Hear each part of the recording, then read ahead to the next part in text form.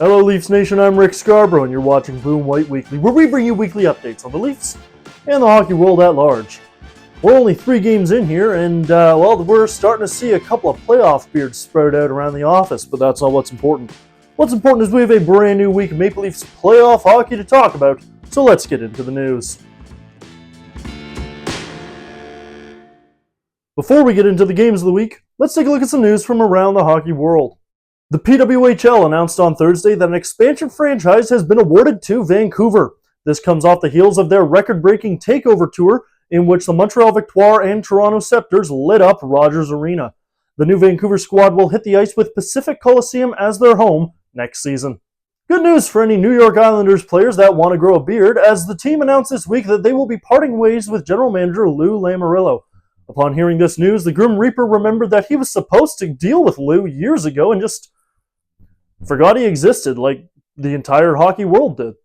And before we pivot to talking about the Sens and Leafs, let's take a look at how each series stands as of Friday morning. Winnipeg is up 2-1 on the Blues. As you remember, Gilsey told you stuff would get interesting in that one, so keep an eye on it. The Rantanen Bowl is heating up as the Avalanche and Stars trade blows, currently sitting at 2-1 Stars. Minnesota has shocked the hockey world, taking a 2-1 series lead on Vegas. Please, Minnesota, I'm begging you, kick the Golden Knights out. It would be so funny. The LA Kings hold a 2-0 lead over the Oilers because Stuart Skinner exists. The Panthers are up 2-0 in the Battle of Florida over the Lightning. I maintain that no matter who wins, I still just want to see those two rip each other apart. The Capitals hold a 2-0 lead over the Habs as the series shifts to Montreal for a raucous Bell Center crowd this evening. And the New Jersey Devils have rolled over and shown their bellies to the Carolina Hurricanes, down 2-0 in the series and looking like a bunch of Timbits out there. And now let's get into the games of the week, the ones you're here to hear us talk about at least. Game 1 of the Battle of Ontario came to us on Sunday with the series beginning at Scotiabank Arena in Toronto. Right off the bat, hits are being thrown, words are being exchanged, and goals are being scored as the Leafs head home on their second shot of the game, courtesy of Oliver Ekman-Larsson. Yeah, because that's who we all expected the Leafs' first playoff goal to come from. If big-name goals are more your thing, however, you don't have to wait long as Austin Matthews flags down a bouncing puck to spring Mitch Marner on the breakaway, 2-0 Toronto. The Sens would get an answer late in the period from Drake Batherson, and we head into the second with a score 2-1 and no penalties taken. That's not going to last long. What also wouldn't last long is how close of a game it was as the Sens start their long march to the penalty box and the Leafs pick up a pair of power play markers from John Tavares and Willie Nylander respectively to improve the lead to 4-1. The third period began with a Sens goal scored by known weasel Ridley Gregg, though after that, Ottawa chose to stop playing hockey and instead incite riots and scrums that would make the Royal Rumble look like a tea party. Riley and Knies would pick up another couple goals, and the Leafs take Game 1, 6-2, the final score.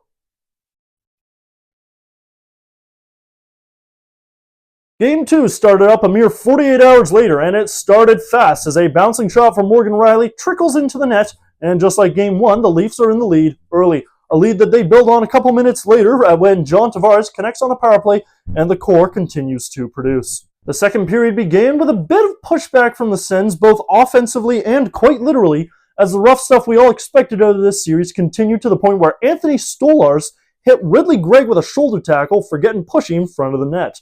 Both men would end up with penalties on this play, and I just gotta say, Stolarz, I love you. You and Joseph Woll both. You are both perfect little angels. Later on in the second, in the back half of the period, another bouncing puck would go flying, this time into the Leafs' net, as Brady Tkachuk, pictured here in his role as Gothmog in Return of the King, would get the Sens on the board. The Senators continued to pour pressure on from there, and it eventually broke the dam as an Adam Gaudette tip in front off a Tyler Clevin shot sends the puck past Stolarz and sends the game to overtime. We wouldn't be in overtime for long, however, as a turnover in the Leafs zone springs Simon Benoit and Max Domi on a 2-on-4, and you just know that those two guys are always going to capitalize on that exact situation because they do it all the time, right? Benoit drops it to Domi, and for the first time all night, the puck beats a goalie clean with no deflection or tip, and the Leafs walk off home ice 3-2 in overtime. And with that goal, Ty and Max Domi become the first father-son duo in NHL history to score a game-winning goal for the same team against the same team in the playoffs. Maybe John Tavares and Matthew Knies can be the next father-son duo to accomplish this feat. And then on Thursday, the series shifted to Ottawa for Game 3. Ahead of the game, rally towels were placed on seats that said "Heart over Hype," after the Leafs towels the night before said "Bring the Hype." I'm sure that's going to age well for you, Sens. Before we get into the game itself, we're going to send you to Ottawa as we hear from our rinkside reporter, Riley Roberts. Thanks very much, Rick. Your playoff beard's looking pretty all right, too. But anyway, that's right. There was a bit of shenanigans during the pregame warm-ups of Game 3 at Canadian Tire Centre. Speaking of, if you're wondering where I am right now, a couple of rowdy Sens fans shoved me in a storage closet at Canadian Tire Centre after the events of overtime last night. Thanks, Simone Benoit. But anyway, enough about me. Let's talk about warm-ups. We heard from Darren Dreger of TSN this morning that there was a couple of shenanigans occurring in warm-ups of Game 3, and we now know that that was the Senators, in particular Nick Cousins, firing shots at Leafs goaltender Anthony Stolarz as he warmed up at the red line. The league has announced that they are investigating and that disciplinary action may take place, but we do not know what that is. So for now, I'll send it back to you in the studio, Rick. Sorry, Riley, ignoring the fact that you got shoved into a closet because I don't even know how that happens or why you're still in there. But I'm glad to see that the Sens still can't get one past Stolarz even in warm-ups.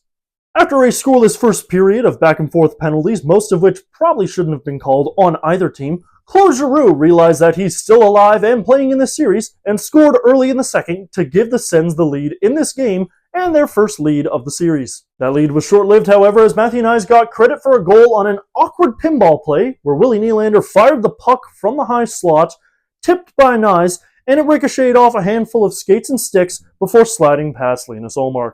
Austin Matthews finally remembered that he's a goal scorer and not just a handsome face, and he picks up his first of the playoffs in the first minute of the third. And Ullmark, buddy, what are you doing? Are you lost there? The best goal scorer on the ice is behind you. He's on the other side of the net. You got to turn around.